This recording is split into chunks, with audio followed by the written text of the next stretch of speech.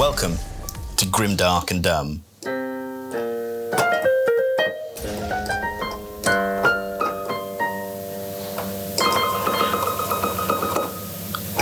That was the intro music performed live. I liked that. And made up on the spot. Yeah, I was hoping for a bit more doom, doom, doom, doom. I feel like you're a bit like shy. There we go. Like that. You want a bit more of that? A bit more of that. You want a little bit. Try again. Try again, okay. Take 2 on the intro. You want a little bit more? No, this is all staged. Oh, this was so.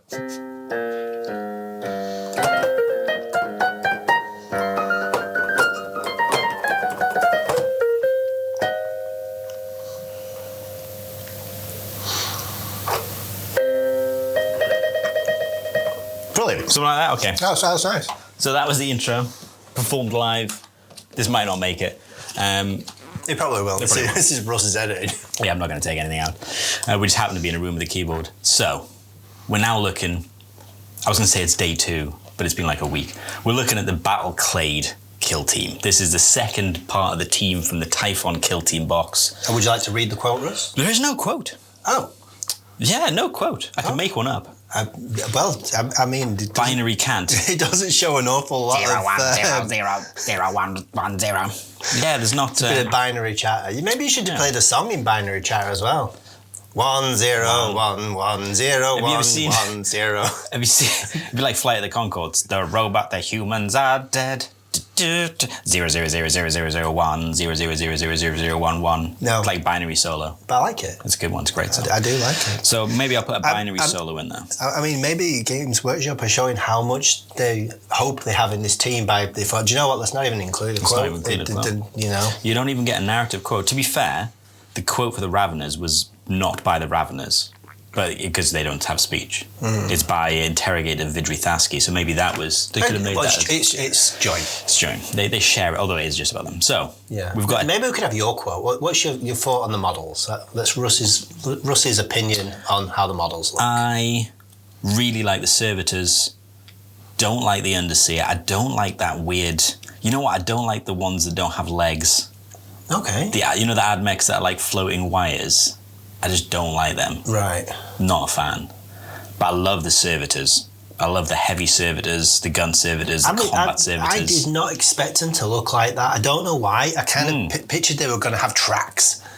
That would be cool. Oh, well, like the destroyers, they have like robots. Yeah. Or even similar to the guns servo turret from the... Aquilons. Yeah. I don't even know why that's what I was picturing. Even when I've read the books and I've read about combat servitors, I've always thought them like having tracks. And then when I saw these, I was like, no, they're really cool. Yeah, they're just criminals, aren't they? Do you know what servitors are? Yeah. Oh, they're just criminals. I kind of feel like you and I would probably be a servitor if we was in. We'd be lobotomized criminals. Yeah. They'd listen to this and be like, no, we're done. We're done. That guy's deaf. Well, if he's not lobotomized, he's like, well, it's already halfway there, so Yeah. There's not a lot of effort involved. And honestly, the auto proxy servitor, I think it's one of my favorite models. Yeah. I don't know why, but this dude here with the goad and he's got a little weird tentacle coming out of his arm. Like, what you call it? That'll be a power cable, won't it? It must have some... Yeah, so you can, like, slot into something. I know, I think it reminds me of Marvel villain Omega Red. So you can see that on the grav armour, when they've got stuff like that down the arms, don't they, on the grav armour of Big 40k? Do they? I think so. Hmm. But yeah, I don't like the Underseer, model-wise. I just don't like it. The Techno-Archaeologist, I am lukewarm on. But the Servitors, love them. But yeah, obviously we've talked about the operatives. It's a 10-operative team. You do have a leader, who's a Techno-Archaeologist. Yeah. You've got the Battleclade Servitor Underseer, who's kind of like your second in command. And then you've got a mixture of 8 Battleclade Servitor operatives, basically. You've got the Auto Proxy Servitor, a Breacher who basically cuts holes in walls or people. I love that. It's good. It's so much fun. From the Orcs in the last season, and they've just enhanced it this year, and now everybody can use the holes, which was what I wanted last season. Is that there's a hole in the wall, so obviously you can go through it, but like no, it's just falling down. Just makes it accessible, so it's basically cool. But yeah, that's a cool thing. They've got cool combat servitors. So I've built mine with 2 Incendine Igniters and 1 Melter Gun. Where are they? I didn't bring them. Why? I know. Well, you got pictures here, haven't you? But they're in your hand. Yeah. Anyway, moving swiftly on. You can get obviously 3 different types of gun, although you can only take 1 melter gun. So you get Incendine Igniters, which are a 4/4 melter, hitting, a 4/4 flamer hitting on 2s, which is pretty good. That's really good. Yeah, because the Phosphor Blaster hits on 4s, so I was like, I don't think I'm going to hit, so I didn't bother taking it. Yeah. But you could do it. And then you get a gun servitor with heavy arc, or a gun servitor with heavy bolter. And then finally, you get 1 Techno-Medic Servitor, which is your classic medic. They've just thrown the word techno in front of it to make it sound more sci-fi. Techno. Techno just makes everything better. In fact, why do we go with blues? We should have gone with techno. Techno. Can you play techno? No. Oh. Well, the blues is good. That's good. That's done. Blues is good. Maybe you're sad because I can't play techno, so I played you some blues music. I like what you did. There you go. But yeah, that's the team makeup. Archetypes? Yeah, I was going to say they've got Infiltration, which is good, and Recon, which is great. I think they've got some really good archetypes. Why have they got Infiltration? I don't know. It doesn't make any sense. I think they should be, well, I don't think they should be because this team needs help. Security. But I think either security or seek and destroy because the amount of guns these guys are packing on the servitors. But Recon's decent because they kind of feel like it's an exploratory group with a techno-archaeologist. They don't seem like sneaky teams. No. They're combat servitors. It feels like Infiltration should be reserved for people who are quite slinky and fast and sneaky, which this team is not. Yeah, basically. But this team is not. When you get into the team models, we'll go through them. This team is not fast and slinky.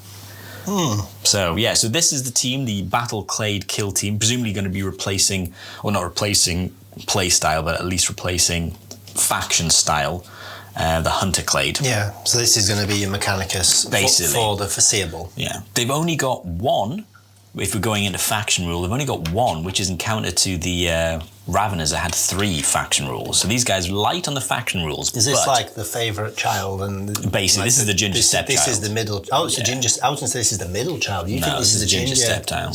Well, no. You know what? Okay, middle child's decent because they're just forgotten about, aren't they? They're not ginger. No, I mean I was ginger. Well, I was light blonde. I'm ginger now with a beard. A little bit, yeah. But it's not gone grey yet. It is going a little bit, you know. There's some whites in the hair. Yeah, I like this. We need to have a section every week where we just talk about your hair, or lack thereof. Lack thereof. Yeah, no. You still haven't answered the question on the face washing, do we? Not how far back it goes, all the way. All the way. To his neck. I don't wash my face just because it depresses me because it does. I keep going until I reach my arse because it's all and just full slick because it's like, do I stop where I get to hair? There's no hair. I'm only joking. There's obviously a rug on my back which I would stop at. And just need an entire bottle of shampoo for that. Yeah. So ironically, my head's the only place there's no hair. Noospheric. Yes. So Noospheric Network is their faction rule. Okay. I'll read it out because there's a lot of big, complicated words, and I know you struggle on the 4 letters and above words. So I'll just read it out, and then we can talk about it. So, whenever a friendly Battleclade servitor, so this is a key word, it's not every operative. Not every operative is a servitor. I thought you was going to read a nice bit of text at the beginning. No, servitors are yoked. No, we're not going to do that. Yoked as well. Yoked. That sounds like such a millennial word. Just throw an egg at them. Yeah. I feel like... and then they go into battle every time. You just got like a box of eggs and right, we're going in, right? It feels like such a like kid word. God, you're so yoked. I don't know what it means, but I'm guessing it just means they are like besotted or like controlled. Down with the kids you've ever sounded. God, you're so yoke. Anyway, so this is when a friendly Battleclade servitor, so this obviously excludes your 2 main leaders. Okay. Operators is activated, you can transfer power. If you do so, you subtract 1 from its APL until the end of the activation. So just think of this as a 1 APL action. It's worded in a weird way because there's other people that interact with this rule. And if it wasn't worded this way, you might lose 2 APL doing it. So basically it's worded weirdly, but basically you spend an action as a servitor to make someone else do an action. So that's the second part. After that activation, you can then network counteract with one of other friendly Battleclade servitors. So again, servitor to servitor. Before your opponent activates. So you basically move and then Noospheric network with 1 servitor and then you activate another servitor. When you network counteract with a friendly operative, you select its order, so you can change its order, and then it can perform 1 AP action for free, but cannot move.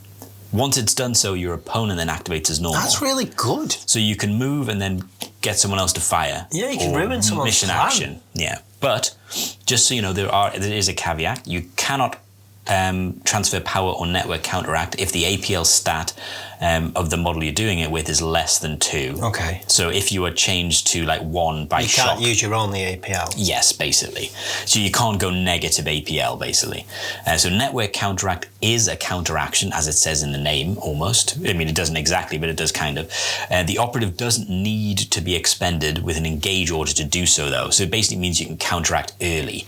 And that means that if they are ready, when they network counteract, they can still be activated as normal, but it does count as having counteracted. So you can't counteract twice. Yeah, no. But you can effectively, I think what this boils down to and what most people will use this to do, let's say you've positioned your 2 heavy gunners to be able to fire. Yeah, you can shoot him. You shoot, and then make him shoot network counteract to shoot, and then you can activate the other guy that you networked thingy, shoot with him and make the other one shoot. So you are potentially, if you're able to get the shots off, you're able to fire 4 times with heavy guns, 2 with each, basically. That's pretty good. So it's pretty good for a 10-person team. You're not likely to get counteract for the first 2 turns. Also, imagine you've got a big scary model and he's about to do a melee against your man, but you got first turn. Mm-hmm. So you shoot him with this guy, then you change to this guy and you shoot him again. He might not survive the combat. No.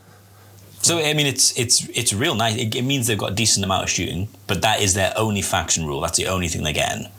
So that's a fairly honest team then. Yeah, I was going to say it's a real honest team. Yeah. Although it's interesting because they're a team that you can never really count out. Because even if they're not counteracted, you can't be like, well, that person's is safe now. You can't charge in thinking you're safe because someone else could just activate and then next turn that person then fights you. So it's an interesting team. So you're never safe with them. They don't have a safe model to hide in combat with because someone else, and that you can't be like, well, I can ignore that gun, it's shot. Because no, someone else could activate and then make them shoot again. A little bit reminiscent of the Necrons, when they can shoot through someone else's eyes. Lens? It was something like that. The leaders both they could shoot through their own thingies. You can shoot through someone else's. Similar idea to that. I really like that. It's interesting. And it's a good one to remember as well because the Hunter Clade was so rules heavy. They had a whole bunch of those weird. I was expecting their rules, rule to be very complicated. It's quite refreshing, actually, in terms I'm expecting the next cards to be very complicated. The strategic ploys. Yeah. So let's get straight into them. Are we doing this alphabetical? You know what? These I'm trying to get over it, but they're not alphabetically either. We'll just do it as they come. I kind of feel like I should stop just poking the bear at this point. You know what? You tell me what the first one you pull up is. So the first one I've got is called the Incantation of the Iron Soul. This is a great one. This is very simply, basically, damage reduction. But read it out.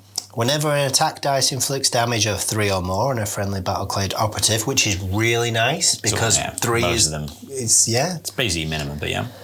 They roll 1d6 and on a 5 up subtract 1 from that inflicted damage. I mean, not great. This is nice, but it's not great because a lot of them have just got this. You don't have to roll the 5 up. I think, Gives you a 1 in 3 chance. I was going to say it's not great. 33% chance to not take it. This might as well be on damage of 2 or more because you might as well be rolling it for every damage. But the thing is, though, it is every time.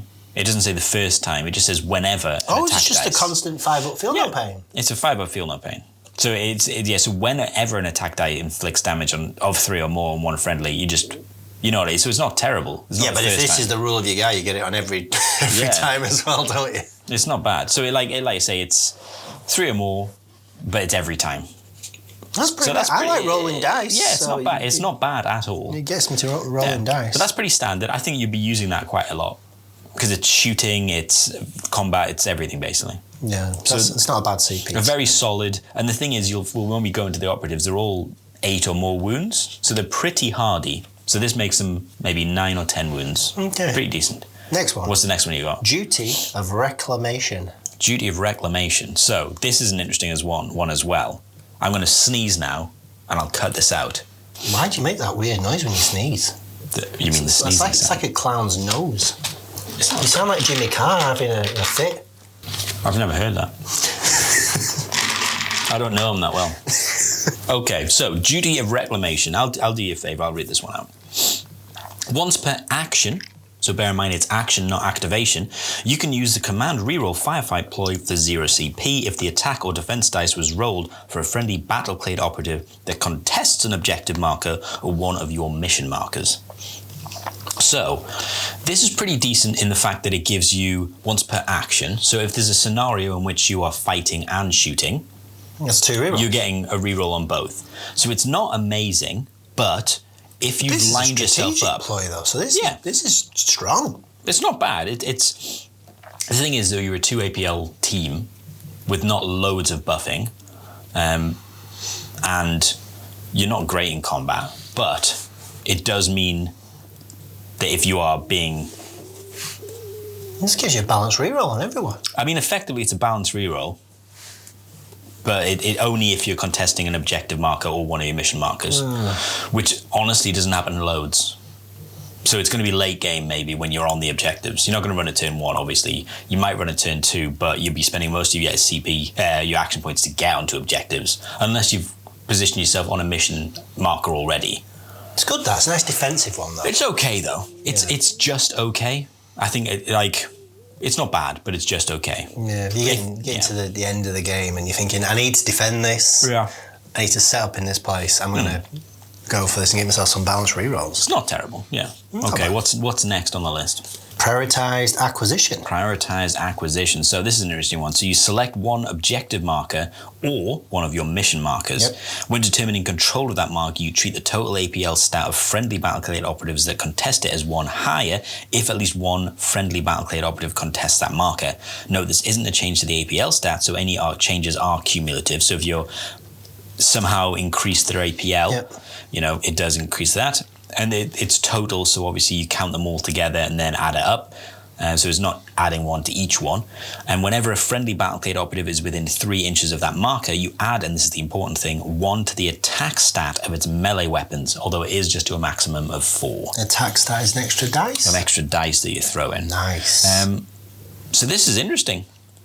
It's another defensive one, I would say. Yeah. So I mean, the thing is, you can use your mission markers, or you just select one objective marker. This is great if you know you're going onto an objective marker, so you can charge and fight. You charge fight with 1 extra attack dice. Middle of the board being contested. You know that's where the fighting's going down. I mean, this is pretty solid. I like it. I think this is pretty good because you basically, I think I would be generally using it for the second point to get the +1 attack. So I thought it was okay with the first point. Yeah. Well, that's quite nice. But then the second point just makes it, that's actually but really it does mean if you've got... Maximum 4's a bit naff. Yeah, well, most of the guys, it just means that I think there's one combat guy that doesn't get a buff, but all your normal servitors are a little bit better in combat. So this is going to leave Nuspheric Possession as the final one. Ooh. Yeah, so it's a support action. So when a friendly Battleclade servitor, again just a servitor, is within 6 inches of a Battleclade auto proxy, so that's my favourite model with a little taser goad, or the Underseer, which is the second in command basically, the guy with no legs, that friendly servitor's operatives weapons have the accurate 1. So you can get accurate 1 being within 6 inches of a spotter or your Underseer. Accurate 1's a funny one though, isn't it? It's interesting. But if you've got a melter and you're hitting on 4s... Yeah, the accurate one's pretty nice. Might be pretty good. But for the purpose of support, this is an odd clarification. The comms device equipment. So you know if you're on that, you +3 inches to that. So either one of the operatives, the auto proxy or the Underseer, must control your comms marker to add 3 inches to its distance requirement for this rule. I'm actually glad that's there because I was about to ask you, does it go from both? Yeah. So it works for either of them. So it's a little bit of a buffy thing, you can say. So you can get quite a decent, and if one's on that, you can basically cover a fair amount of the board. 9-inch bubble and a 6-inch bubble. So if one of them controls it, do both of them get the buff? Yeah, it would just be the one controlling it would get the buff. But you're still a big buff though. Because you're going to get 6-inch from one guy and 9-inch from the other. Exactly. So there should be a fair amount. If you don't put them next to each other, which you shouldn't do, you should run them. 6 + 9 is it's a large number. It's decent. I think so. There's another rule that the Underseer has that uses the auto proxy, which is why he's called the auto proxy, I'm guessing. So you run these far apart because basically you can extend a bubble through them. So that's how you run this guy, and that strategic ploy kind of highlights it. So that's the strategic ploys. Let's move into the firefight ploys. What do you got first? Doesn't have to be alphabetic. Remote access. We know G-Dubs doesn't care about alphabetic. And neither do I, if I'm being honest. I'm the only I like one seeing who the look does. of pain in your face. I don't know why you're just such a... Anyway. It makes no difference. You read out remote access. Give us a will. Use this firefight ploy during a friendly Battleclade Tech Priest Operatives activation. So we'll stop there for a second. Tech Priest, there is 2 in your team. We've kind of discussed it already. The Techno Archaeologist is a Tech Priest, and the Battleclade Servitor Underseer is also a Tech Priest. So this is a firefight ploy for those 2 models only. Oh, that's a bit naff. This comes up, I think, pretty much every time. I think all the firefight ploys are just for your Tech Priests, but carry on. No, that sounds good. Anyway, that operative doesn't require a marker to be within its control range to perform a mission action that usually requires this, taking precedence over the action's conditions. Instead, the marker must be within 4 inches of it, and no enemy operatives can contest that marker. However, you can ignore enemy operatives within control range of other friendly Battleclade operatives when determining this. Well, that makes sense. Mm-hmm. That operative doesn't require a hatchway's access point to be within its control range to perform an operate hatch. Instead, that access point must be within 4 inches. Now, I think I understand this, because I think you need to keep these guys alive, so they're basically just letting you do something from a little bit further away. Is it double? 'Cause it's not normally 2 inch to open a hatch. No, you've got to be within base to base. You've got to be within control range, an inch. You've got an inch, so it's giving you another 3 inch. Basically. What? And obviously the being able to mission marker, so doing the mission action on, say, an objective marker, you don't have to be within its control range. You can be 4 inches away from it.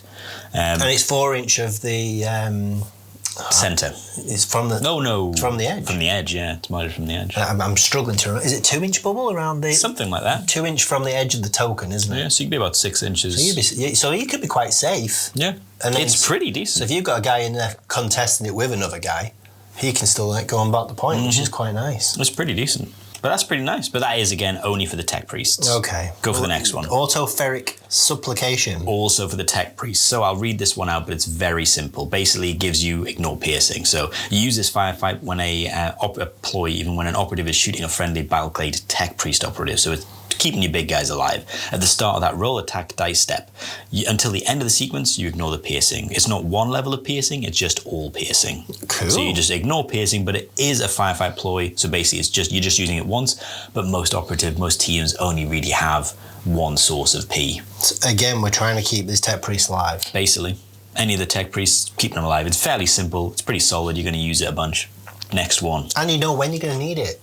Yeah. So you're shooting with an awful lot of P right now.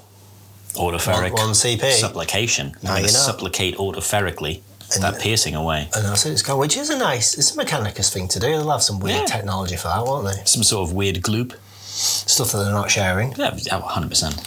Yeah, I don't know how I feel about the Mechanicus. They're just they're weird, aren't they? Yeah, very strange. You know what? I've got gripes with most factions, but I think 30k don't make. I think they could be cooler, and 30k is giving them sort of a kind of like, I don't like their vibe in 30k. I like the dark mech because there's a little bit of politics going on. I like the idea of mech v mech, ad mech v ad mech. I like that a little bit more. But yeah, they just seem to be like weird advisors. Right. And I've seen a few stories which have like Sakatari as like quite cool, like troopers, but you just don't see a lot of it. I'd like to, maybe it's just me, maybe I need to read more 40k books about the AdMech to get into it a bit more. I think there's a Yarick book where he was fighting alongside some Skitarii, and they were... I was going to say the Skitarii. Personality. I was expecting them to be robots. No. They were like just proper sassy. There was one that was really good. I can't remember what it was, but it's in one of the 30k books, and there's like Skitarii and he's helping out some guardsmen, and it's quite impressive. But I need to read more of them, I think. Because when you do, you look at them and you think it's just a robot, he's not going to... But no, it's a fella. It's got proper... They're just linked in. Okay, so that's autoferic supplication. Yep. What's the next one? Servile surrogacy. Servile surrogacy, however it's done. This is another... It's probably servile, to be fair. This is another Tech Priest one. So use this firefight ploy when a friendly Tech Priest operative is selected as a valid target of a shoot. Again, a shoot action or to fight against during the fight action. So anyone targeting or trying to fight them, you then select one friendly Battleclade servitor operative visible to and within 3 of that first friendly operative to become the valid target or to be fought against get as down, appropriate. Mr. President. Basically, look out, sir. If it's a fight action, treat that servitor operative being within the operative's the fighting operative control range for the duration of the action. It has no effect, as this rule always does, if the shoot action and the range weapon has the blast or torrent weapon rule. So that's really it's good. your classic. It's another one. It's very thematic. The brain dead servitor is just like, I will protect you. Yeah, makes sense. It's good. This is all about saving wounds and saving your tech priest from attack. So yeah, makes sense. So the last one is going to be system exorcism. What's one? You didn't trust me to read that one, did you? No, but you can read it out. Use this firefight ploy when you would activate already, a friendly Battleclade operative. No, you say that word. Remove 1 rule, effect, or stat change your opponent has applied to it, e.g. poison token, -1 APL, cannot be activated or perform. Actually, I like that. Mm-hmm. Then activate it. This ploy cannot allow it to regain lost wounds, ignore the effects of being injured, or remove -1 APL that you have applied to it, i.e. from transfer power, because that's exactly what I would have tried to do with this. But yeah, if you've had a stun grenade and it's going to ruin your day, 1 CP, and then you can still shoot and then transfer, and he's still shooting you. So I think what I like about this is you get a few teams now that are like, that guy can't activate for X turns. Does he stop that? And it says cannot be activated or perform actions. Oh, that's so you could be like, so I think Phobos do it. You could be like, no, he's activating right now. Does that use his turn up as well? His thing, what's it called? Is it the Omni Scramble? I think it's just a faction rule. Would it use it up? Would he be like, no, I'm Omni Scramble? No, he'd have to use it because it's a firefight ploy. So you just use it when you use it. Oh yeah, so you basically just count him out 1 CP for 1 CP. So he does that to your operative. Is Omni Scramble a CP? No, it's like a faction point. So it costs you a CP to... Yeah, it costs you a CP. But still, if it keeps him alive... That surprises your opponent. He's like, well, I'm just Omni Scrambling. You're like, no, I'm going to go, I think. But yeah, solid. It's a nice little gotcha. They're very thematic, and there's nothing really that's helping out your servitors apart from your strategic ploys, and all your firefight ploys are effectively to keep your tech priests alive, which kind of makes sense thematically. I don't mind it as a thematic rule set. Yeah, we don't like it's interesting. They're just mindless meat. I like, meat in the room, basically. Yeah. With legs, not on tracks. I mean... If they had tracks, I'd be a little bit more inclined to give them... I think it's because in 40k, when you see the ad mech, they tend to have a lot of stuff on tracks. Well, it makes there are some. I can't remember what they're called. I think they might be called destroyers. Something like that. But they've got class. Yeah, they look great. They do. I love the tracks. I've just got it stuck in my head. Yeah, I don't want. They might be called destroyers, but I know the Necrons also have the destroyer. They're brilliant. Yeah, which are basically the same thing, but they float. But yeah. Okay. So let's faction equipment. Do you want to go faction equipment? Is that not how we do it? No, but let's go for it. I feel like it is. They've got 2 interesting ones that happen pre-game. So ladders. Yeah. But let's go. What have you got first?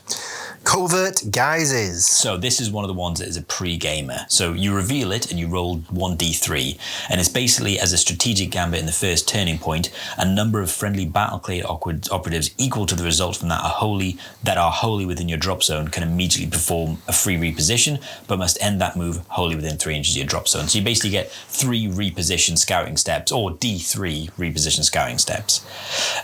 Just as your clarification, your techno-archaeologist cannot perform more than 1 reposition action in the strategic phase of the first turning point. And the reason they mention that is because he has his own rule that lets him do something similar called Seeker of the Divine Arcana. So you basically can't get a double move. Can the other ones? So like if I was to take this and then take a reposition? Well, they'd no longer be wholly within your deployment zone. Of course, yeah. Yeah, so no. It's the same reason why you couldn't double dash in the old ways. But yeah, but that's pretty decent.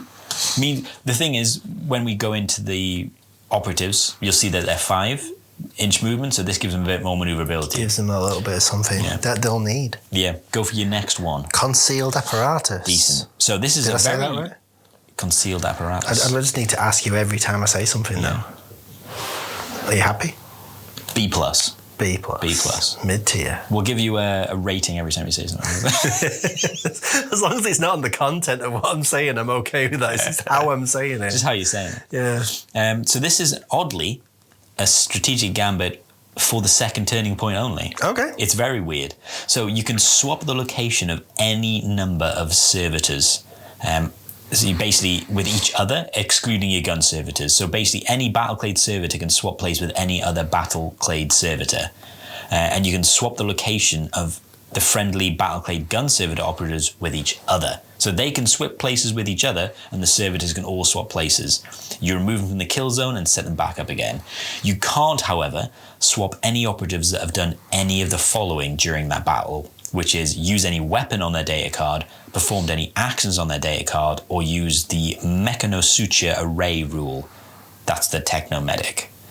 So turn 1, you can put them all in where you want them, doesn't matter, because if you've taken this equipment, turn 2, you can move them all around. That's really good. Like, it's really useful. Say you position something and you do something I don't expect you to do. You just reposition all and the I can just reposition them, and then I'm putting my ones into you. I mean, it's not fantastic, because I'd like to swap the melee ones with the gun ones sometimes. I mean, I guess we should probably not say reposition. You can basically swap the location. Yeah. So you've got to know where they are and put them back down in the same place. But it's such an interesting move to be like, you just changed. You was going against this one. It's like, you could have killed my melter. Now you're going to kill this one that I don't really care about. Exactly. Basically, it's pretty useful. Set the trap up. Be like, that's it. Yeah, and that's your melter. That's the really good. Yeah, that's him. Why are you playing him so stupidly? Yeah. So you really got to think as you're going into them turn 2. Is everything going to be where you think it's going to be? Probably. The answer is probably no. But yeah, I think that's a solid one. That's nice. Yeah, it's kind of a fun one. I think silly rules like that as well. It kind of almost makes sense because they are just drones. They're just kind of like servitor, and you're just like, oh, there's a servitor over there, and then they're just like concealed apparatus. It wasn't that servitor that you saw. It was a servitor, but it was this one instead. So it's kind of like they're hard to know. You don't really notice them. They're just scum, and then they've changed. Yeah, it wasn't Mean John. It was Mean Jim. It was Mean Jim, and Jim is mean. He's got a heavy arc. Tell you what, like, John's a saint. Comparatively, to Jim. Jim wishes he was John. Other way round. Maybe they're both. Maybe Jim does wish he was John, but now he's Mean Jim and then he does the mean things. Plot twist, there is no Jim. He's called Thomas and he's twice as mean. I thought he was going to say a different thing with a T then. I'm glad you didn't though. Tractor. Electromantic capacitors. I believe I said that. Electromantic capacitors. D+. So a friendly Battleclade operative's melee weapons have the shock weapon rule. I love the shock rule. It's great. And this doesn't even clarify when it's fighting or retaliating. It's just they have the rule. And then as a bonus, whenever a ready friendly operative is retaliating, its melee weapons also have severe. I'm taking that every single time. Every time. I want to take this with other factions. You get shock. Great. You also, if you're being attacked, get severe. So if someone's going into you, that you're always fighting back with a crit. And if you've got shock, that means you're always parrying as you attack. It's great. That's a solid, guarantees you a shock, which means if someone's got 3 attacks into you, you might last them in combat. You have to have reliably 4 or 5 hits. Well, 3 or 4 hits to basically say I'm definitely going to kill you, and you have to be doing enough damage as well because they've got damage reduction and they're pretty solid. That's a solid equipment. I think this might get nerfed because I think it might, but that's real good. I think they need to give this to the Vespids. Vespids kind of have that. They have lethal 5 and shock. Yeah, they need to have severe as well. And they get ceaseless if they're attacking.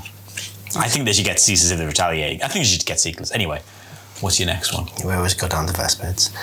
It's the neurocyclic reserve cells. A+ on that one, I think. I think you didn't even stutter or nothing. Nah. I think we should end the podcast. You go out on a high. Thank you, ladies and gentlemen. Thank you very much. And good night. Grimdark and not so dumb. Not anymore. Not anymore, he's not.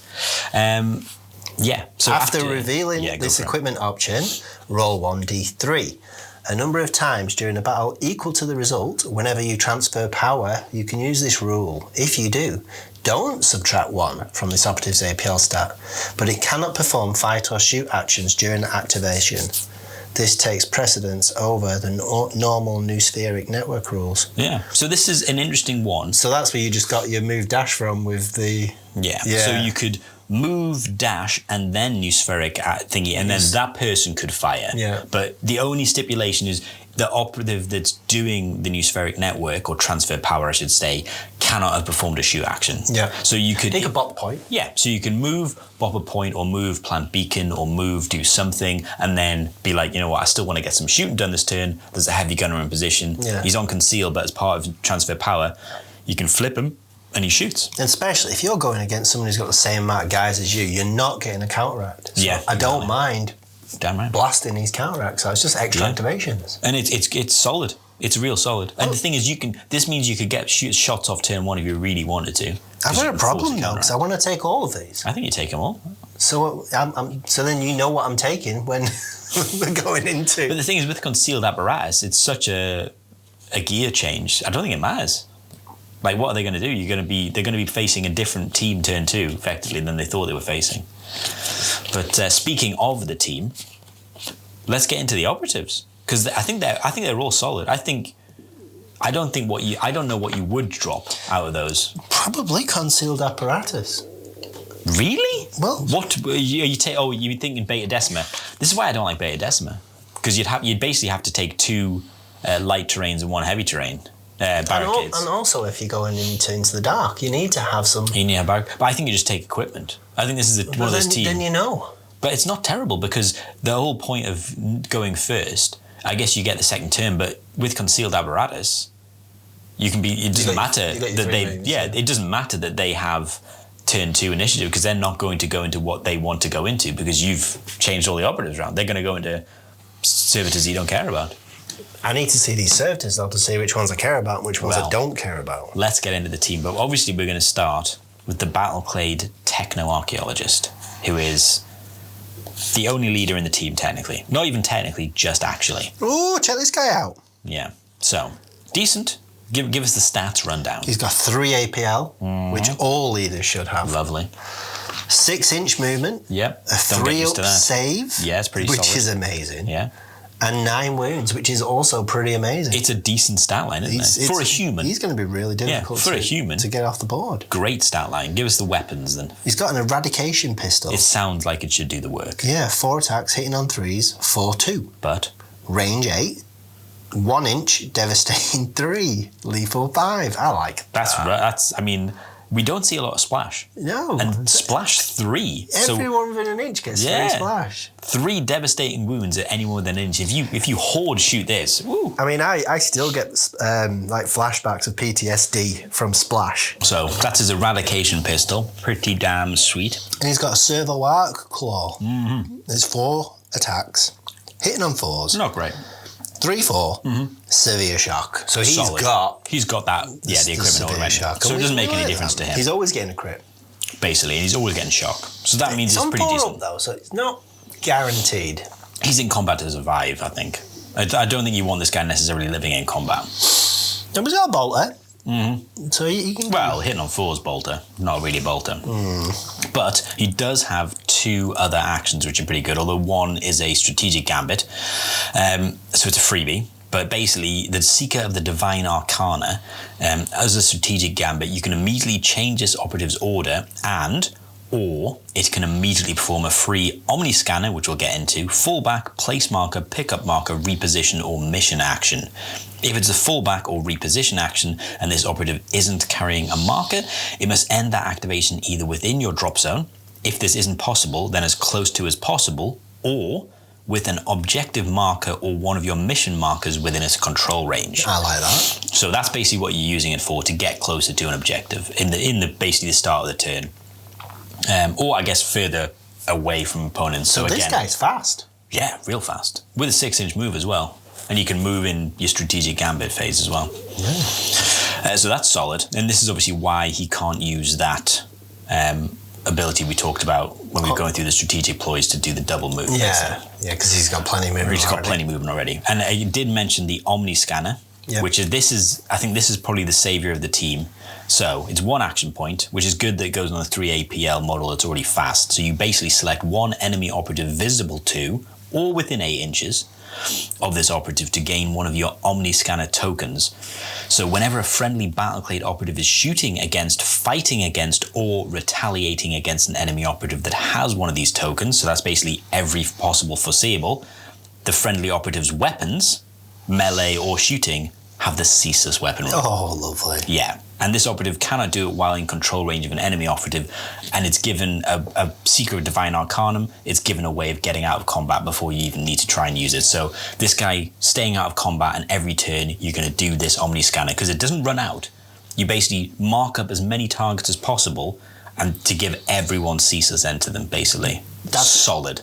Ceaseless for the game. I mean, it's the reason this guy's alive. This guy's alive to put Omni Scanners on targets and give you ceaseless against them. Like fighting, retaliating, shooting, all have ceaseless if this guy's marked them.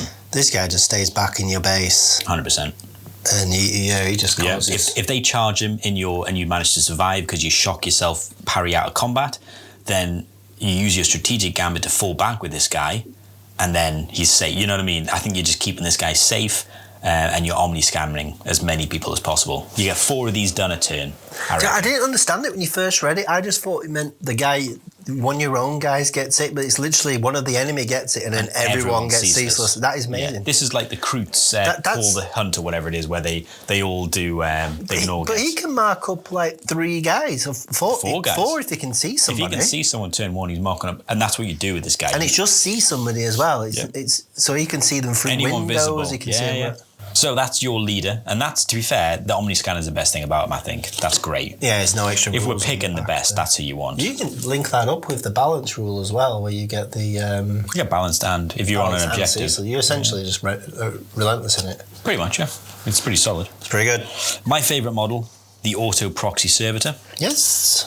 I don't know why I like it, but this is your more standard... This is going to be the Servitor...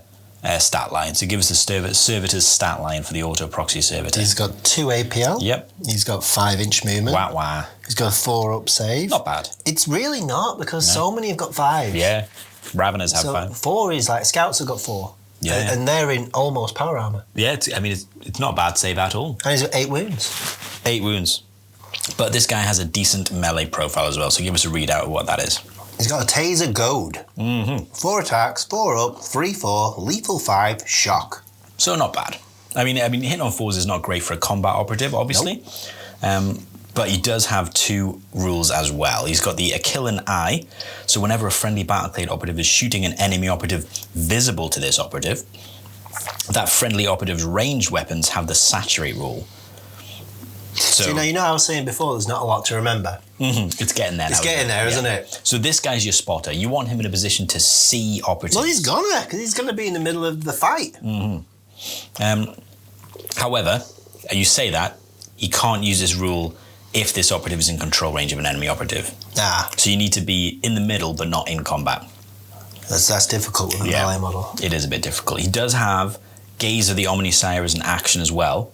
So you select one enemy operative visible to this operative again until the end of the turning point. Whenever a friendly Battleclade operative is shooting that enemy operative, you can use this effect to do so. So bear in mind, you're already, because you're visible to this model, everyone's already going to have Saturate against you. You can then use Gaze of the Omnisire, and that friendly operative's ranged weapons have the Seek Light rule. So you've got Seek Light, Saturate, and now the enemy operative cannot be obscured as well. So you can effectively, if you're visible to this target until the end of the turning point, basically if you've used this Gaze of the Omnisire, you get Saturate, Seek Light, and Obscure, and no obscured. Yeah.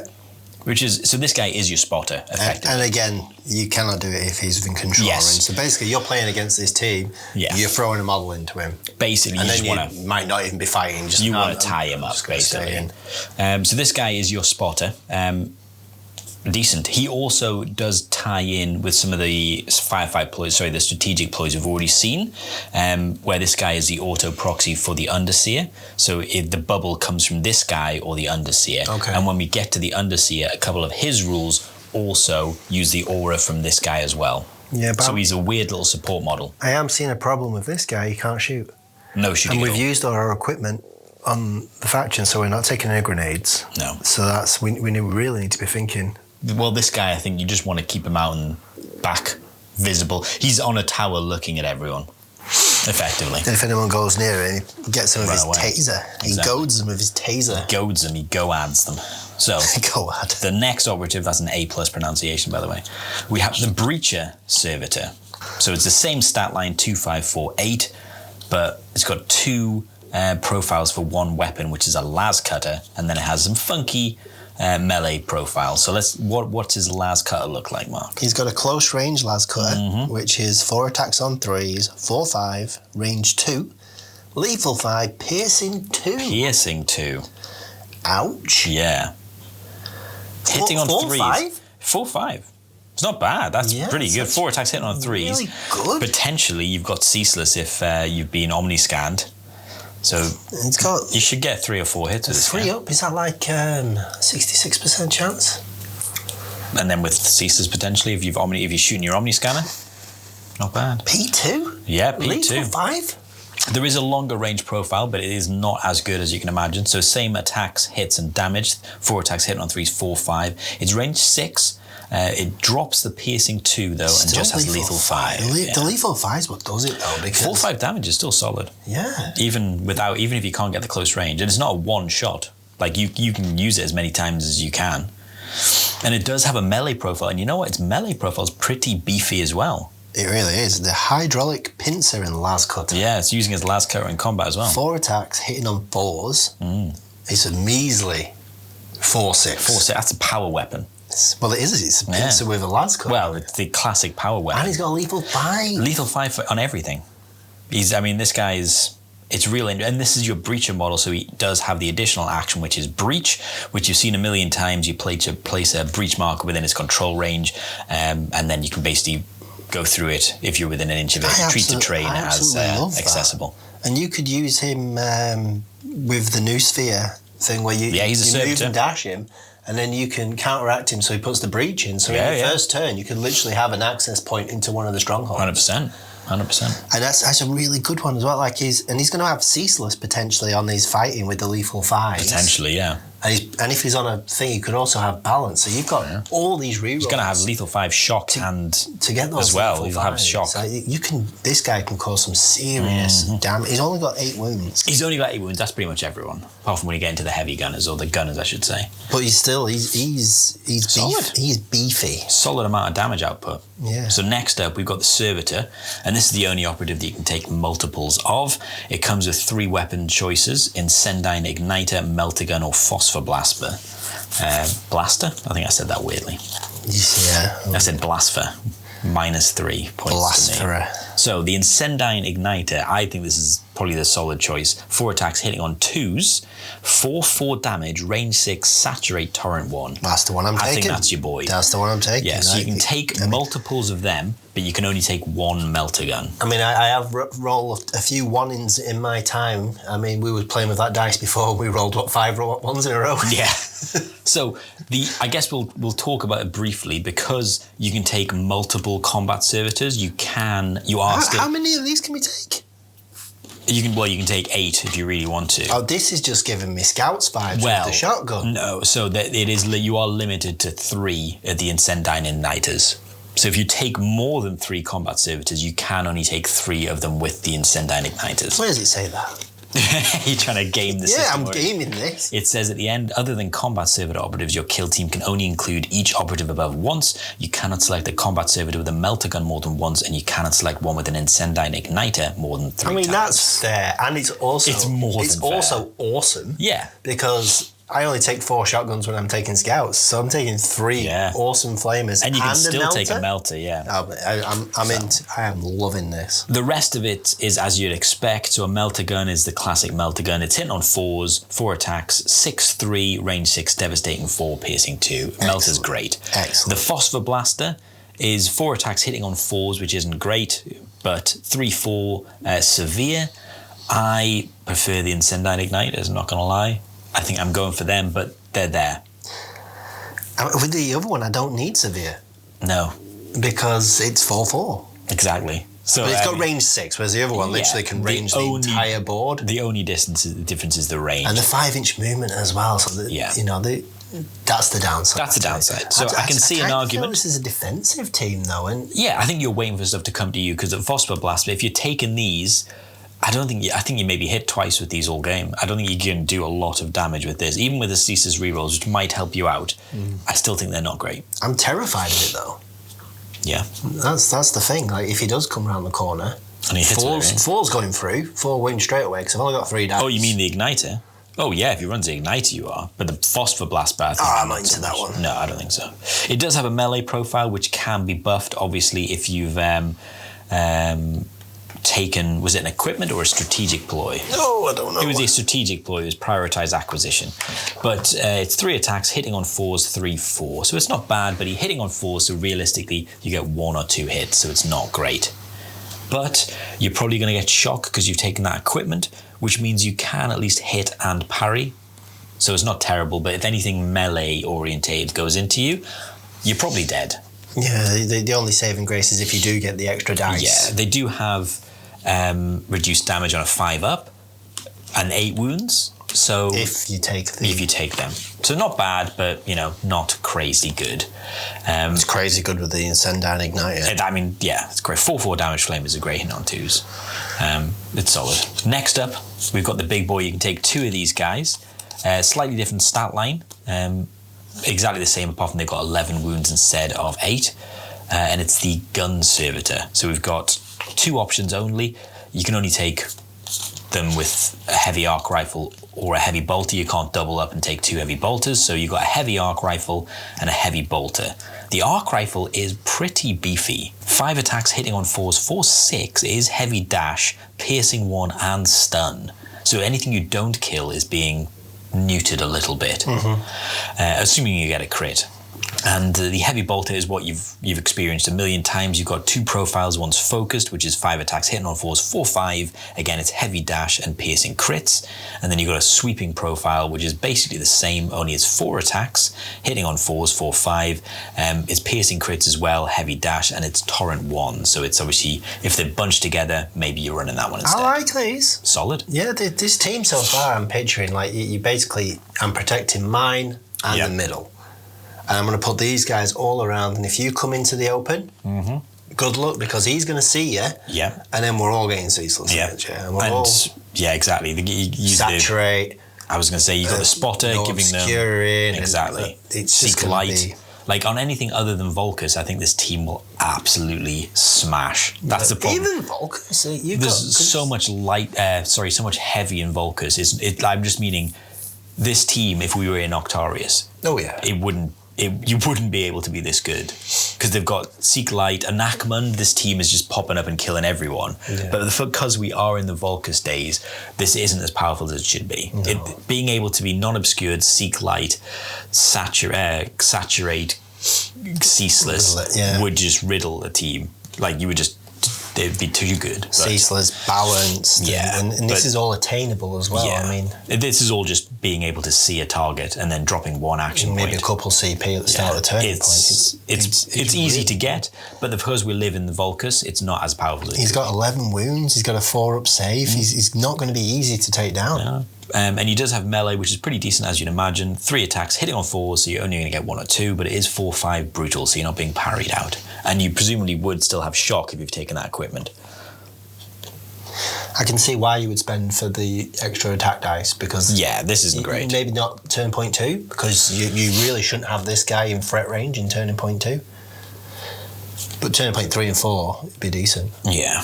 I mean, that would only give it if you were on a mission marker or an objective marker, the extra attack dice. But you'd have them on yours.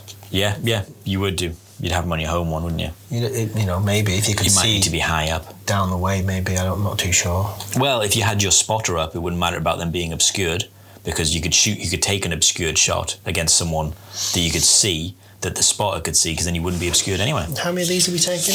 You can take 2.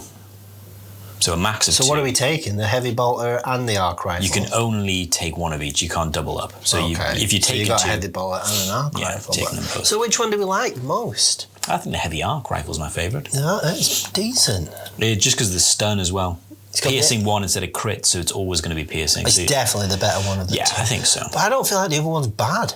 No, I think the other one's going to be more useful. For example, if you're shooting into a room, so you get torrent 1, maybe you take lethal 5, so you're more likely to get your piercing crits. Or if you're shooting into a mob, you might use the sweeping profile, and then against a normal profile, 5 attacks is still decent. Hitting on 4, so maybe you only get 2 or 3. But if you've lined up enough Omniscanner tokens, you're going to get ceaseless at least, so you should get 4 maybe. But yeah, I think it's pretty solid. 2 solid operatives that I think you probably would take. And that sweeping one is so good when you get the chance to take out a couple of little crappy models. Yeah. And it's like you've got a few lined up, so I'm just going to go for it because this is going to be great. I mean, 2 hits should be enough to kill most operatives. Yeah, I'm going to throw 8 dice. You're saving on 5s, and let's see what happens. Yeah, should be good. We've got next up the Techno Medic Servitor. This is just your standard. I don't think there's anything special about this one. He's got no range. He's got a servo-chirurgic claw. 4 attacks. I like the way you kind of stumbled through that just then. Chirurgic. Yeah, well, I read it weird. It's chirurgic. So it's servo-chirurgic claw. It doesn't roll off the tongue. Servo-chirurgic. 4 attacks, hitting on 4s, 3/4 rending is pretty sneaky. Oh, I like the little cheeky rending. I mean, I don't know why they've given him weapons rules because he hits on 4s. Like, it's sort of pointless, but he's got it. It's nice to have a bit of rending. It's nice to have a bit. I wouldn't give it away. Yeah. But he's also got 2 actions. I'm going to have a revel. Okie dokie. So give us a rundown of the Technomedic's stats. So he's got 2 APL, 5-inch move, 4 up save, and 8 wounds. And this rending, if you've taken the equipment, he's got severe. So you can get severe if you're ready and retaliating. So if someone charges them out of the blue, you've got rending and severe, pretty decent, and shock. So you're going 2 crits. Yeah, potentially. Well, you have to rending only if you get 2 hits. Yeah, you've got to get 8. Oh, yeah. Yeah, so if you get a hit and it's not a crit, it becomes a severe. If you get 2 hits and both of them are normals, you get 2 crits, basically. That's still brilliant. That's pretty decent. It'll ruin your day because you charge him thinking this guy's got nothing, then he's throwing 8 back at you. I was going to say, and potentially, again, if you're handing out those Omni scanner tokens, you're ceaseless retaliating, so I think this team works a lot better if you just hand out as many Omni scanner tokens as possible. Yeah. Because you need to farm them. I think if you get the skill level up on this team, I think they're going to have... I think they'll have I think they'll be decent. They're going to have some play. Yeah. But this guy has your classic medic abilities, although they're, worded differently. You've got Mechanosuture Array. Well done. Cheers. How was my grade? It's okay. Mechanosuture. Can I get it up with that one? Can we go back to Meccano? Remind me. The thing is, I did say Meccano. Reminds me of my youth. I know, I did say Meccano. That's why I had to read it. I'm gonna scrap that. Mechanosutra. Mechanosutra Ray. Mechano Karma Sutra. Mechama Sutra. Maray. Full Ray. Keys in a bowl, this one's called. Yeah. Anyway, so the Mechano Sutra Array. Once per turning point, when another friendly Battleclade operative would be removed from the kill zone as incapacitated while visible to and within 3 inch of this operative, you can use this rule, provided neither this nor that operative is within control range of an enemy operative. If you do, that friendly operative isn't incapacitated and has 1 wound remained in. It's a classic. Yeah. That friendly operative can then immediately perform a free dash, but must end that move within this operative's control range. If this rule was used during that friendly operative's activation, that activation ends. You cannot use this rule if this operative is incapacitated. How does that work? If this rule was used during that friendly... Oh, the guy who died. Yeah. So that means if he's... How does that work? So if you fought in combat... How does he die? Oh, no, you can't fought in combat. If he's fought in combat, he's in control range. I have no idea how that would work. I think they're just a scenario in which you've done something. I don't know how it works, but yeah. Maybe you've took damage. It's like a shoot you can do where you take damage yourself. Or if you're poisoned, you activate, you die, and you then come back to life, basically, I guess. Well, then you'd activate again and die. It's a weird one. Maybe somebody can explain to me. Maybe I have to read it. They've got a better idea as to what that can do. How can you shoot somebody and die whilst you're shooting somebody? So if this rule was used during that friendly operative's activation, that activation ends. You cannot use this rule if the activation is incapacitated. So you cannot use this rule if this operative is incapacitated, is the medic. But if this rule is used during that friendly operative activation, that activation ends. Oh, maybe if you've gone hot. Oh, maybe, yeah. And you took wounds with a melter. You then come back to life, but then you can't then do another APL action. You basically turn ends. Yeah, that's a solid way. I guess it's for those scenarios. You could do it where you've passed on using the noosphere, your thing, and he's counteracted with his melee. He's gone hot. I don't think there's any hot melee, though. I think this rule is just... Oh no, because it's a melter. generic. It's not a plasma. I think this is just a generic I was thinking types you could thing. go hot with a melter then. I've never used a melter. No. Have you not? Never used a melter. You're missing out. You've not I've lived. had them used against me. Sure. You've experienced melter. I had You've got experience Angels with of melter. Death leader with Powerclaw who I was dying to use, and the first move of Turning Point 2, he got a melter to the face and died. Sounds like justice. It was painful. Justice. Anyway.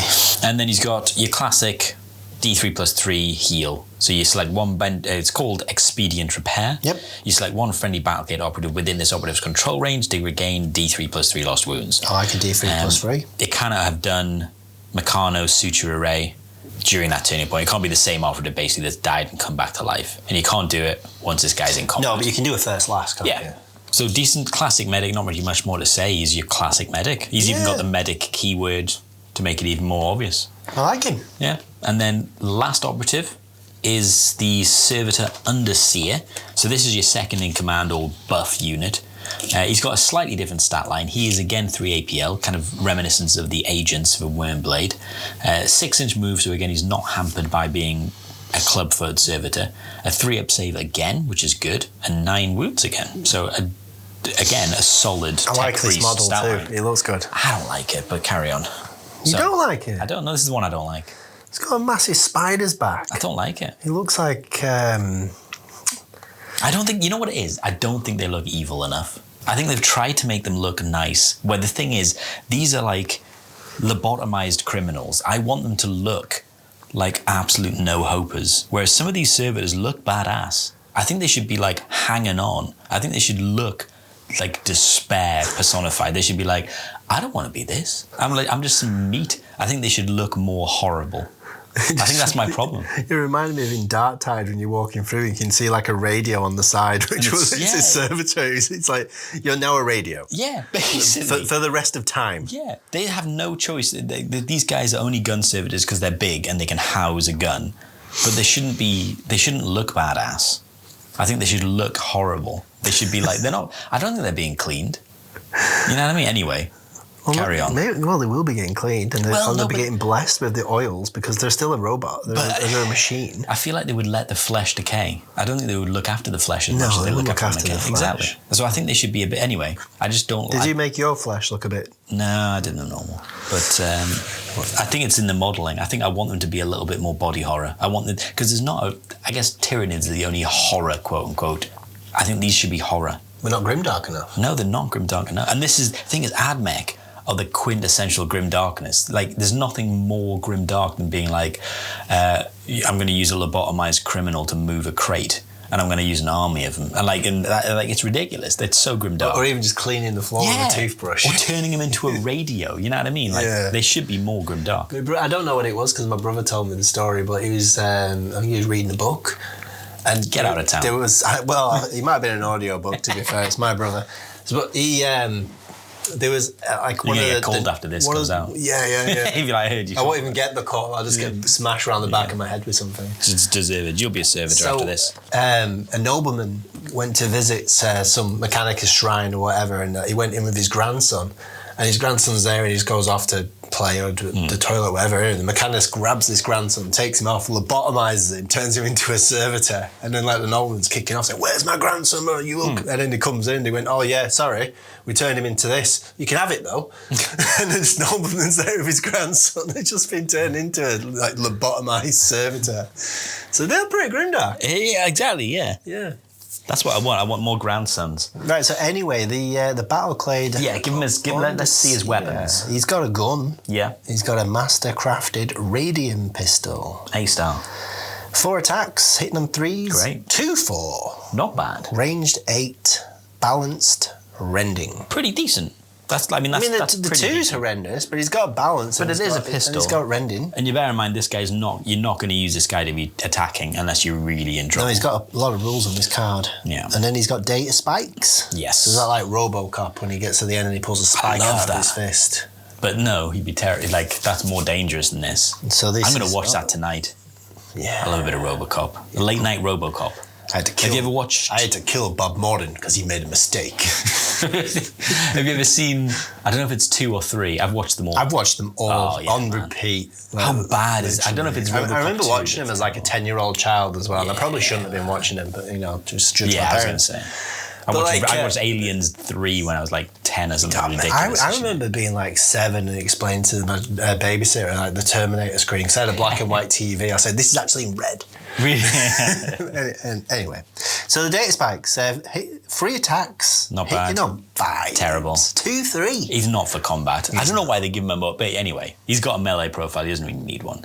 But that's not why you're using this guy. Remember the auto proxy? This guy has 2 abilities that interact with the auto proxy. We've got Noospheric Spur, which is 1 action point, and it's a support, which is why they mentioned obviously that whole buffing them up. Yeah. So you select 1 Battleclade Servitor, and that operative within 6 of either this or the auto proxy operative, and it can immediately perform a free dash. You cannot select each friendly servitor operative for this rule more than once per turning point. I mean, that doesn't really make a difference because you can only do this action once. So it can't do it while it's in control range of an enemy operative, but if this guy's in control range of an enemy operative, you're probably losing. So that's Noospheric 2 free combat. I mean, you got 1 wound. You might rush him in. Bum rushed by the Underseer. That sounds like one of those audio dramas you pick. Like, move to page 3. Were you bum rushed by the Underseer? Anyway. I was, but he didn't roll a 5. He didn't roll a 5, so he missed me. So the Noospheric Spur basically just giving someone a free dash. Not terrible, but it's pretty decent. It doesn't say it doesn't say ready. So you could dash someone who then activates, and it's outside their activation, so they can then dash again. So it gives you a lot of room. You can dash someone who's gone. It's pretty decent. And then they've got Network Override. So this is an interesting one as well. It's another support action.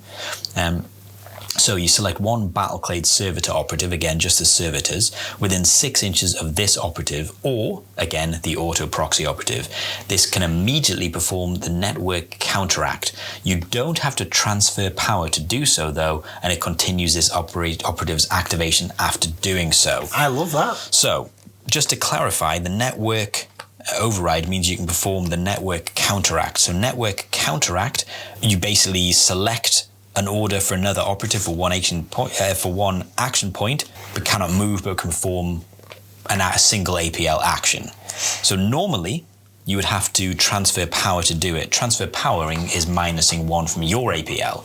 So it's weird because it costs an APL to network override. So if they didn't, they have to write that in, otherwise this costs you 2 APL to do. Yeah. Which I think there was an easier way of writing this, but they haven't done it. So it seems a bit clunky when you read it, but effectively this just means he can do transfer power. He can do transfer, he can do network counteract. The thing is, I don't understand. I'm going to read this again. Select 1 friendly servitor within 6 of this option, or obviously the auto proxy, to immediately network counteract. You don't have to transfer power. But you've spent 1 APL, so you might as well have transferred power. But the thing is, I think you could just say this guy gets access to the Noospheric network, because this is basically just the faction rule. Yeah. But because he's not a servitor, he can't normally do it. This just means that's he can't all it do is, because this text says servitor. So yeah. So basically, he gets the transfer power. He gets Noospheric network. It's just weirdly worded. Which is great, because he's got 3 APL. Yeah, so he can move, and then, effectively, it is nice, but it's weird. Here's another one you want on your home base, though, because It's interesting to note, though, it is limited to 6 inches between the two. So that's the only difference. He doesn't get Noospheric network like the normal people get it. He has a limit to it, which is a shame. Because the Noospheric... I can see ways of doing it, though. Like, if you I think the thing is... advantage somewhere, and you've got him on conceal, he's relatively safe. Yeah, you're not going to have this guy anywhere near your auto proxy server, so you should have a nice 2 bubbles and 6 inches to do it too. Yeah. Potentially 9 and 6. Yeah, But that's your last operative. That's a team. It's nice. It's nicer than I thought it was going to be. Yeah. I was so worried about this team because you know I don't like big brain teams. Yeah. Because I haven't got a big brain. Solid. Yeah. Decent. I feel like I've proven this time and time again. So I mean, I love the scouts. I love the commandos. I love the Wrecker Crew. We don't have to think too much with the teams that I like. Yeah, we just you like the Raveners. And do things. I will like the Raveners. You will like the Raveners. I will like the Raveners. But I like these. Yeah. I feel like I can do a lot of that stuff. I love the fact that the power transfer is exciting. Yeah, I like because that's just going to be like, this is going to be mean. It is. I think you can be real mean with it, like in a nice way. Like it can be like a cool move to be like move, bop, and then like he turns over. You know, I rolled D3, so I'm going to do a freebie, and he's going to shoot, and you're like, oh crumb, it's going to hurt. Or you can take objectives. You know how you used to have GA2. You might have GA2 again. Essentially, like you can if you're playing loot. This is the only team that I can think of that's going to have GA2. If you've got a guy already on it, or you use that thing so you can potentially do, you could loot too. You could loot too, potentially. That's great. I mean, if you've positioned, you got turn 2 and you know you're going to play the mission, maybe you prioritize crit op with this team and you just go nuts on the crit op and you can do, it's interesting thoughts. I think they got some play. Like this guy, not the techno medic, which one? The breacher? The auto proxy. I love the auto proxy. So he's the one who can give out the abilities, the Achillean Eye and the Gaze of the Omnissiah. But we said, so you chuck a guy into him, but you don't fight. So I start up my thing, I take my gun servitor, I shoot whoever, and then I say, I'm going to transfer power. He fights that guy. Yeah. Kills him. Well, depending on who it is, but yeah. Well, he's probably going to kill him. He's got 4 attacks on 4, 3-4 lethal 5 shot. I mean... It's not great. I think you're only getting 1 or 2 hits with that.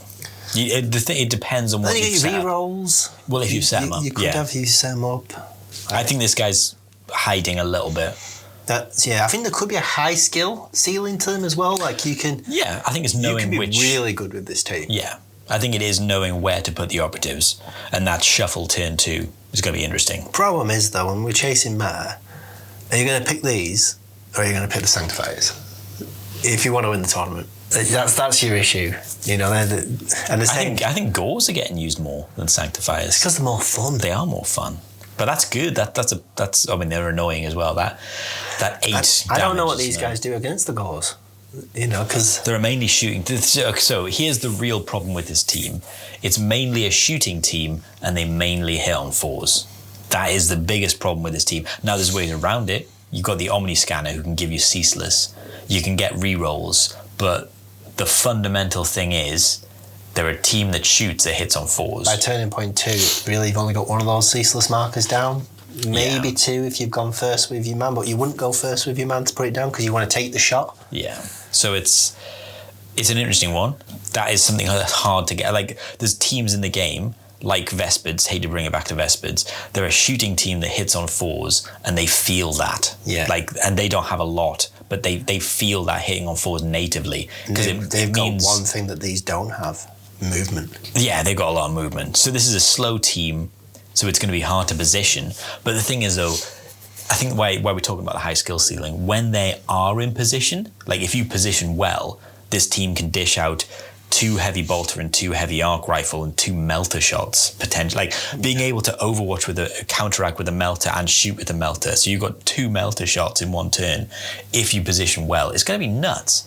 Like so there's a scenario where your operative, you leave your melter as a relatively late activation, which is a strange one.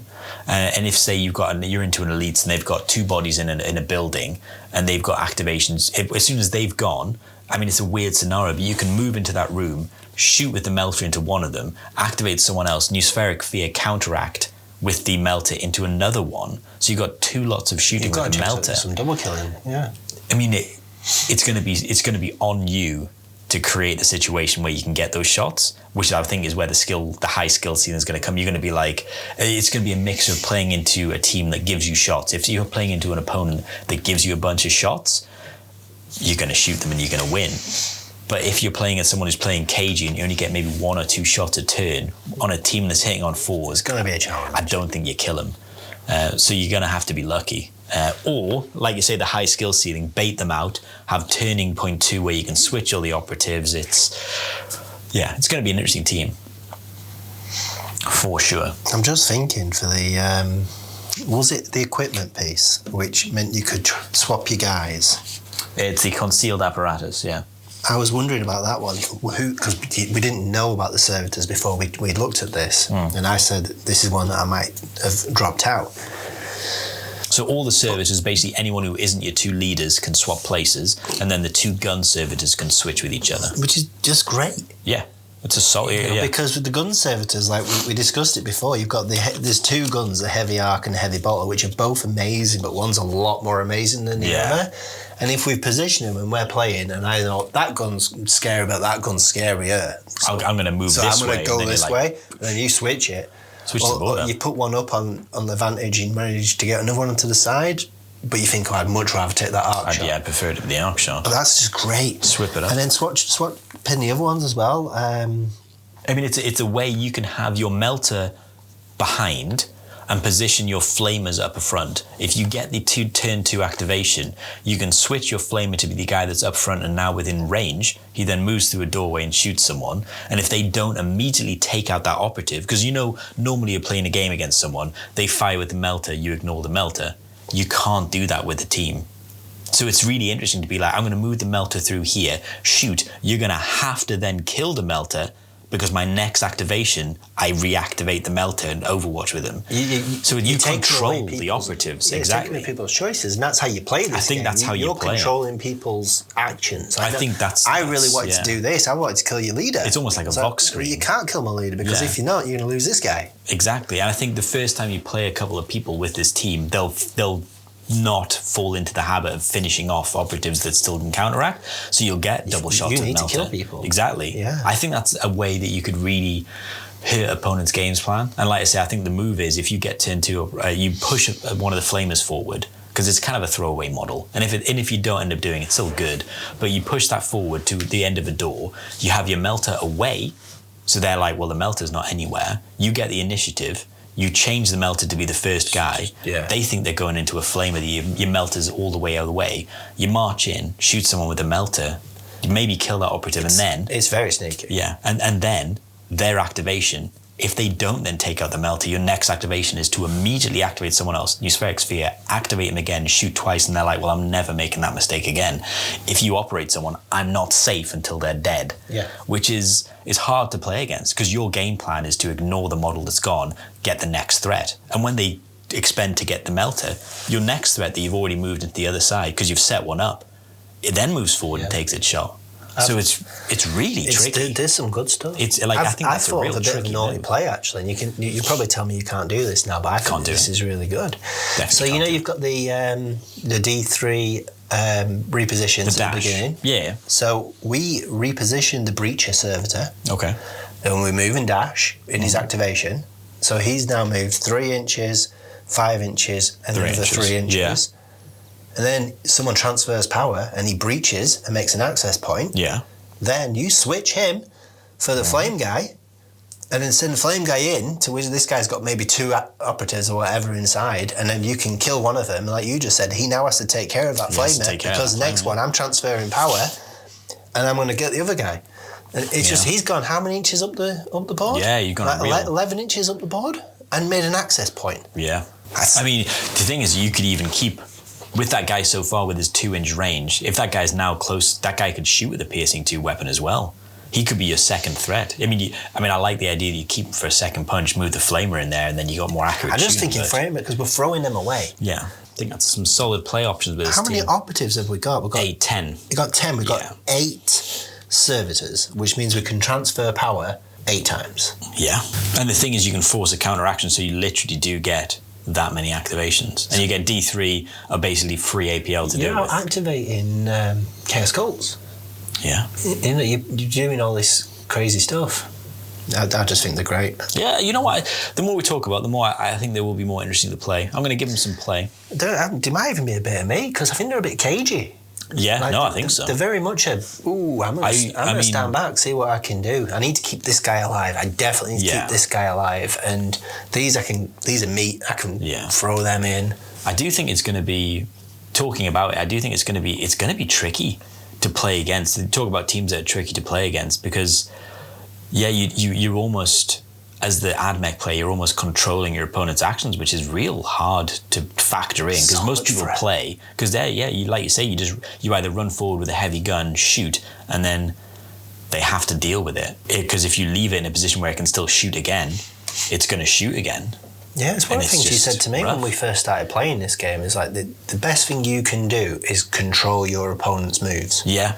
If they're not controlling their actions, that's why we chuck a bomb squig forward. Yeah, that's why they're last good thing you do, I'm going to move that bomb squig right into the middle. Yeah. Because the first thing you're going to do is take care of that bomb squig. And first thing I'm going to do if I win is I'm going to use that bomb. Yeah, and you know it.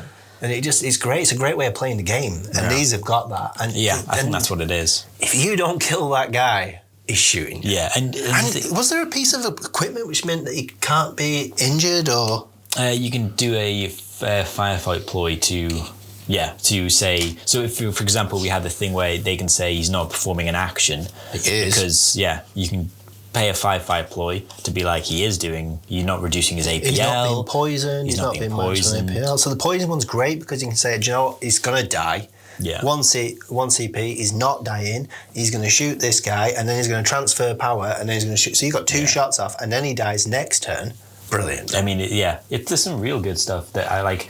I think the way to play them is a mixture of cagey and aggressive. So most of your team's going to be cagey, naturally, because of the 5-inch movement.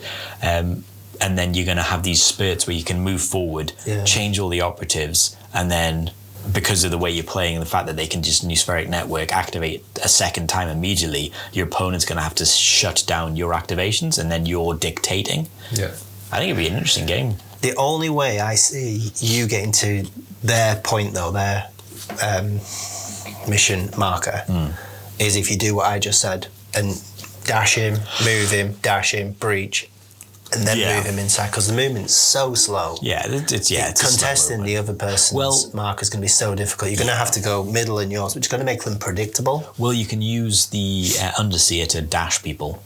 So you can dash them forward. So anyone, once per turn, he can move within 6 inches or 6 inches of the proxy. They get a free dash. So you can get potentially a little boost in movement.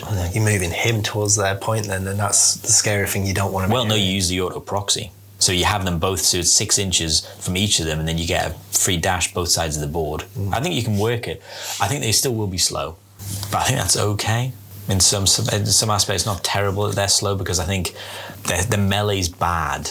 Like, objectively, they're not a good melee team. So I think people will be instinctively trying to get at you in melee, because that's where it's easiest to kill you. There's nobody good at melee. No, even their auto proxy kind of looks like a melee operative, is not a melee operative. No, they're terrible. Yeah. 4s and 4s, 3/4 lethal, 5 shock. So you want to get into melee with them, and then that is when they'll be coming towards you. So I don't know. Interesting playstyle. I think it's going to be interesting to see them be played a lot by people, because then they'll learn the nuance and being able to. Yeah, I think it'll be interesting to see people using them like really well after a couple of months. Yeah, like really getting to grips with the team and pushing them out there. It might be interesting. Like, it kind of gives me vague Wormblade feels, like when they came out and it was like, I really need to sink some time in this team to kind of learn them. But once you learn them, it's just. I mean, Wormblade, they had a time in the sun where they were unbelievable. Oh yeah, I mean, I think this team could be. I think this team could be a real good team if they're given some room to run. And we were saying they've got terrible melee. This Breacher guy, he's pretty mean. Yeah, 4/6. He's got a power weapon basically. 4s on 4, 4/6 lethal 5. I think it's because they all hit on 4s. It means you're only going to get 1 or 2. You've got to get the rerolls up. Yeah. I think that's the key to this team. Is going to be the Omni Scanner. So you need which to keep is like you when you play Vespids, and you've got to have the you've got to have the drone. You've got to have the bits up to make them that bit better, and you've got to pay for the shock, and you got to, if you want to have a chance. Yeah. No, they are good. They are not going to set the world on fire. I think that's okay though. Every team doesn't have to set the world on fire. Yeah, I think there might be a slow burn. We end up in an upward trajectory then of just constant power creep. I can see this team being a team that gets steady buffs. Now in the box, I don't see how these are beating the Tyranids. Yeah, the Tyranids, like if we talk about that, I feel like the Tyranids with 4-5 damage pretty much across the board and 5 attacks, as soon as they hit melee, are just going to mince this team. They're built to mince this team. Yeah. This team has to stay away from the tunnels. Yeah, basically. If they want to have any chance against the Tyranids. But that's, again, okay. The Tyranids. I was going to say, and the thing is, there's 5 of them. Yeah, I think the problem this team will have against the Tyranids that it won't have against other teams is when you move forward, like we talked about, to shoot and then say, look, you've got to activate them now, otherwise I'm going to shoot you again. This team will only have 2 operatives on the board, and they'll probably be all underground. So you move forward and shoot it. It's like, well, I will activate that operative. That was my plan anyway, because I've only got 2. Yeah. So you're not going to be able to. Whereas you could trick a Space Marine player or another team into acting elsewhere, and that guy might have 2 targets. He's only likely to have 1 target. Although what does happen with the Tyranid player, if he goes in and kills somebody in a melee attack, he might get shot by 2 gun servitors. Yeah, I was going to say, then the outcome is 10 dice. You then get a target shot by 2. And 4, 5, 4, 6, piercing 1, piercing 2, piercing crits. And they can shoot twice. That Tyranid, he could be taking some. I mean, Nosferatu Network, they're both shooting twice if you want them to. If you don't kill them. Yeah, that's if you give them shots and you've not been careful. Oh, crikey, yeah, because if you haven't got a chance to kill him with one of your Tyranids and you can't do anything about the guy who's up there, you just go and do the exact opposite. So he's getting 20 dice. Yeah. That should be more than enough to kill. Yeah, although he does get 2 cover saves. If he's in cover. If he's in cover, which he will be, because he'll be near his tunnel. But he's probably charging out of his tunnel. Because it's early turn. But piercing 2 doesn't care about that. No, does not. So it's interesting. I mean, I think they lose the matchup most of the times. Yeah. Into the Raveners, but I think there's matchups they'll win. You know what? The thing that's hard to get past is that they need the Omni Scanner to give them more chance of shooting, because they're a shooting team that hits on 4s. You have to protect. This guy. You have to protect the leader, and you have to be using his Omni Scanner almost as many times as you can. Otherwise, by the time that you hit turn 3, you're in combat. The 2 ways we're taking this team out then is 1, melee. Yeah, you go first. 2, these 2 guys, the Underseer and the Techno-Archaeologist. Do you know who I think these will really struggle against? The Commandos. Because they're going to be in conceal. They're going to be gone soon. They're going to be in conceal. They're going to be charging from conceal, and then if they do kill... Well, yeah, they'll be still in conceal. They'll still be in conceal. Yeah, there's no way to get rid of that. They can have Seek Light. Yeah. And Seek Light's easy for them to get. On Volcus, though, it doesn't. Yeah, that's what I mean. I mean, if you're in a tournament, and most tournaments don't just run Volcus these days, but a tournament against Beta Decima, that's not bad. If you put your auto proxy up top, you can get non-obscured shooting and Seek Light. So any barricade they've got, you get rid of. I mean, to be fair, most barricades you get rid of anyway on Beta Decima. But if that tournament, like you got a Warhammer World, that tournament has Octarius or Nachmund, I think this team will be exceptionally good at shooting. Yeah. Especially against the non-meta teams. Yeah. You know, if you go for... I mean, to be fair, I think there'll be, if you're in a decent, I should say, a map with lots of light, like Octarius or Nachmund, into elites, I think you're going to shoot twice with both your heavy guns and absolutely wreck them. It's been so long since I played on Octarius. I think it's great. I say that as a Vespid player. I genuinely think next time we play on there, I'm just going to die so fast because I'll forget all sorts of things. But that's it. That's the Battleclade Servitor team. Oh, I think the Tyranids are going to be the stronger team. It's interesting. 5 operatives is a tough ask. We'll see if it's enough. I think I prefer this team. Interesting. I do. Yeah. I like the Raveners, but I do worry that 5 operatives is going to be... I wonder if the whole tunnel thing, is it going to be quite similar to the Wreckers? In that they'll do like well, it is. And then it'll just be more fun to play with, but they won't actually be able to get the games done. Yeah. Okay. Well, this has been Grimdark and Dumb. I'm Grimdark. And I'm Royce. Damn, I'm Vasey. Royce Stan Vasey. You should be called Royce. It's much better. He said that to me this week. I disagreed, but here we are. Let's have a poll. And playing us out.